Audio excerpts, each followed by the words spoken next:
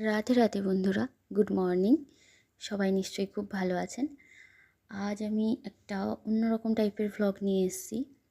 আপনারা জানেন যে আমি কৃষ্ণ ভক্ত, আর আজ আমি আমার একাদশীর খাবার শেয়ার করছি। একাদশী আমি কি খাই, কীভাবে পালন করি সেটাই শেয়ার করছি। প্রথমেই দেখাচ্ছি কুমড়ো, আলু, পেঁপে দিয়ে, কাঁচকলা দিয়ে একটা সবজি, যেটায় কোনো মশলা পড়বে না, শুধুমাত্র আদা ছাড়া। আর এটা দেখতে পাচ্ছেন, এটা আমার মা মানকচু আর কলাকে বড়ার মতো করে ভেজেছে। আর সঙ্গে কিছু ফল আছে, পেয়ারা, শসা, খেজুর আর লেবু, মৌসুমি লেবু। এখানে দেখছেন এটা সকালের বাল্যভোগ দিয়েছিল মা।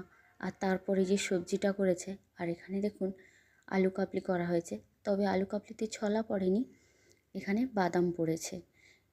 এইগুলোই আমি সেবা করি একাদশীর দিন।